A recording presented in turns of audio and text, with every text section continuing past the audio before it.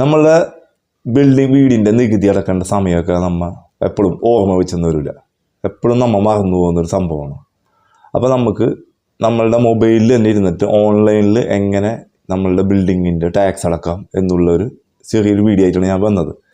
Video മുഴുവനായിട്ട് എല്ലാവരും കാണാൻ ശ്രമിക്കുക. ഇത് ലാസ്റ്റ് നമുക്ക് ഇതിൻ്റെ ആ കോപ്പി ഡൗൺലോഡ് ചെയ്ത് വെക്കേണ്ട ഒരു ആവശ്യമുണ്ട്. അത് നിർബന്ധമായിട്ടും അത് നമ്മൾ ഡൗൺലോഡ് ചെയ്ത് വെക്കണം. കാരണം അത് നമുക്ക് രണ്ടാമത് ഇതിൽ നിന്ന് സൈറ്റിൽ കയറി നമുക്കിത് ഡൗൺലോഡ് ചെയ്യാൻ കഴിയില്ല. നമ്മൾ പഞ്ചായത്തിൽ ചെന്നാൽ പഞ്ചായത്തിൽ നിന്ന് നമുക്ക് അടച്ച് എന്നുള്ളതിൻ്റെ ഒരു റെസീറ്റ് അവിടെ ഉണ്ടാവുകയുള്ളൂ.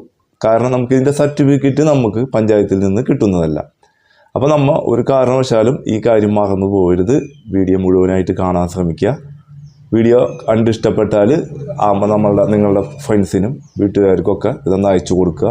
എല്ലാവരോടും ചെയ്യാൻ പറയുക. പോയി അടക്കാൻ ബുദ്ധിമുട്ടുള്ളവർ ഓൺലൈൻ വഴി അടക്കുക കേട്ടോ. അത് നമുക്ക് നേരെ വീഡിയോയിലോട്ട് പോകാം. അപ്പോൾ അതിനു വേണ്ടി നമുക്ക് ആദ്യം ചെയ്യേണ്ടത് നമ്മളുടെ ഗൂഗിൾ ക്രോം എടുക്കുക. ഗൂഗിൾ ക്രോമിൽ പോയിട്ട് നമുക്ക് നമ്മുടെ ഗ്രാമപഞ്ചായത്ത് ബിൽഡിംഗ് ടാക്സ് എന്ന് നമ്മൾ അതിൻ്റെ സെർച്ച് ഓപ്ഷനിൽ അത് അടിച്ചു കൊടുക്കുക. അത് അടിച്ചു കൊടുത്ത് കഴിഞ്ഞതിന് ശേഷം നമുക്ക് ഇതിൽ ഒരു പേജ് ഓപ്പണായി വരും. ഈ പേജ് എന്ന് പറയുന്നത് LSGD കേരള എന്നുള്ള മോളിൽ എഴുതിയതും അതിൻ്റെ ഇടയിൽ ക്വിക്ക് പേയ്മെൻറ്റ് എന്നുള്ള ഓപ്ഷൻ വരും. ഈ ക്വിക്ക് പേയ്മെൻറ്റ് എന്നുള്ളത് ഓപ്പൺ ആക്കുക. അതുമ്പോൾ ക്ലിക്ക് ചെയ്ത് കഴിഞ്ഞാൽ നമ്മൾക്ക് ഇതേപോലെ ഒരു പേജ് ഓപ്പണായി വരും. ഈ പേജിൽ നമുക്കിവിടെ കുറച്ച് ഓപ്ഷൻസ് കൊടുക്കാനുണ്ട്. അതിൽ നമുക്ക് ആദ്യം ചൂസ് ഡിസ്ട്രിക്ട് നെയിം, നമ്മളുടെ ഡിസ്ട്രിക്ട് ഏതെന്ന് വെച്ചിട്ടുണ്ടെങ്കിൽ ആ ഡിസ്ട്രിക്റ്റിൻ്റെ പേരവിടെ കൊടുക്കുക.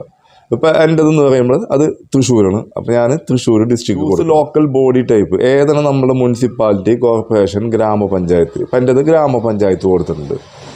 അതുപോലെ തന്നെ നമ്മളുടെ ഗ്രാമപഞ്ചായത്തിൻ്റെ പേര് അത് ഏതാണെന്നുണ്ടെങ്കിൽ അത് കൊടുക്കുക. ഇവിടെ വെള്ളാങ്കല്ലൂർ ഗ്രാമപഞ്ചായത്ത്, അപ്പോൾ അത് ഞാൻ കൊടുത്തിട്ടുണ്ട്.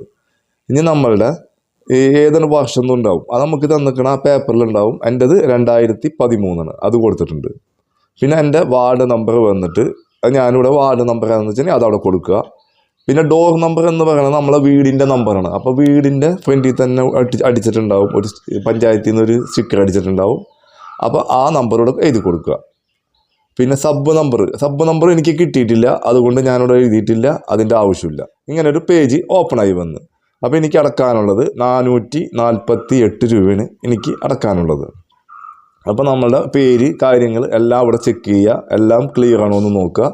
എല്ലാം ക്ലിയർ ആയതിനു ശേഷം നമ്മളെ ഇമെയിൽ ID ഒരെണ്ണം കൊടുക്കുക.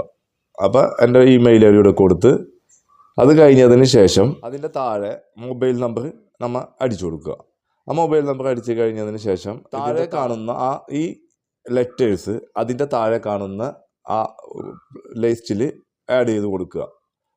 ആഡ് ചെയ്ത് കൊടുത്തതിന് ശേഷം നമുക്ക് പേ നൗ എന്നുള്ള ആ ഓപ്ഷനിൽ പ്രസ് ചെയ്താൽ നമ്മൾ നെക്സ്റ്റ് പേജിലേക്ക് പോകും. അതിൽ ആ 2 പേജും നമ്മളത് ഓട്ടോമാറ്റിക്കായിട്ട് ഓണായി വരും. അതിലിപ്പോൾ കാനറ ബാങ്ക് വന്നിട്ടുണ്ട്, സൗത്ത് ഇന്ത്യൻ ബാങ്കും വന്നിട്ടുണ്ട്. നമുക്കതിൽ സൗത്ത് ഇന്ത്യൻ ബാങ്ക് നമുക്കതിൽ സെലക്ട് ചെയ്ത് അതിൽ നമുക്ക് 4 ഓപ്ഷൻ വന്നിട്ടുണ്ട്. Credit card, debit card, net banking, UPI വഴി, QR കോഡ് വഴി നമുക്കത് സെലക്ട് ചെയ്യാനുള്ള ഓപ്ഷൻ വന്നിട്ടുണ്ട്. നമുക്ക് ഏറ്റവും സുതാര്യവുമായിട്ടുള്ളത് ഗൂഗിൾ പേ ആണ്. ഗൂഗിൾ പേ ഇല്ലാത്തവരാരും ഉണ്ടാവില്ല. അപ്പോൾ നമുക്ക് അതുവഴിയായിരിക്കും ഏറ്റവും കൂടുതൽ നമുക്ക് ചെയ്യാൻ എളുപ്പം. പിന്നെ നമുക്ക് പേ ബൈ എനി UPI ID എന്നുള്ളൊരു ഓപ്ഷൻ വന്നിട്ടുണ്ട്. അപ്പോൾ നമുക്ക് നമ്മൾ ചെയ്യുന്ന മൊബൈലിൽ നെറ്റ് ബാങ്കിങ് ഇല്ല എന്നുണ്ടെങ്കിൽ നമുക്ക് വേറെ നമ്മളുടെ നെറ്റ് ബാങ്കിങ് ഉള്ള മൊബൈലിലത്തെ UPI ID എടുത്ത് ഇതിൽ എൻ്റർ ചെയ്ത് കൊടുത്തതിന് ശേഷം നമുക്ക് ഇതിൽ നിന്ന് പോകുന്ന SMS വഴി അതിനകത്തേക്ക് നമുക്ക് ചെയ്യാൻ കഴിയും. ഞാനിപ്പോൾ ഇവിടെ കൊടുക്കുന്നത് പേ ബൈ എനി UPI ആപ്പ് എന്നുള്ള ഓപ്ഷൻ നോക്കി കഴിഞ്ഞാൽ ഒന്ന് പ്രസ് ചെയ്തതിന് ശേഷം നമുക്ക് ഓപ്പൺ വിത്ത് ഗൂഗിൾ പേ വഴിയാണ് ഞാനത് പ്രസ് ചെയ്യുന്നത്. അപ്പോൾ ഞാൻ ജസ്റ്റ് ഒന്ന് നോക്കി കഴിഞ്ഞതിന് ശേഷം ഗൂഗിൾ പേ ഓപ്പണായി. അതിന് ശേഷം നമുക്ക് അതിൻ്റെ പ്രൊസീജിയർ കാര്യങ്ങളെല്ലാം കഴിഞ്ഞ് പാസ്വേഡ്, യൂസർ നെയിം അതൊക്കെ അടിച്ചതിന് ശേഷം ഗൂഗിൾ പേ വഴി അയച്ച ക്യാഷ് അവർ പറയുന്ന സൈറ്റിലേക്ക് അയച്ചു കൊടുത്തതിന് ശേഷം നമ്മൾക്ക് ഇതേപോലെ ഒരു പേജ് ഓപ്പണായി വരും. അതിൻ്റെ മുകളിൽ കാണുന്ന ആ ലെറ്ററിൽ ഒന്ന് ടച്ച് ചെയ്തിട്ടുണ്ടെങ്കിൽ നമ്മൾക്ക് അതിൻ്റെ ട്രാൻസാക്ഷൻ ഡീറ്റെയിൽസ് നമുക്കിവിടെ കാണാൻ കഴിയും. അതിന് തൊട്ട് താഴെയായിട്ട് ഡൗൺലോഡിങ് ഓപ്ഷൻ കാണാം. ആ ഡൗൺലോഡിങ്ങിൻ്റെ ഓപ്ഷൻ നോക്കിക്കഴിഞ്ഞാൽ നമ്മൾക്ക് നമ്മുടെ ഈ സർട്ടിഫിക്കറ്റ് നമുക്ക് ഇതിൽ നിന്ന് ഡൗൺലോഡ് ചെയ്തെടുക്കാൻ കഴിയും.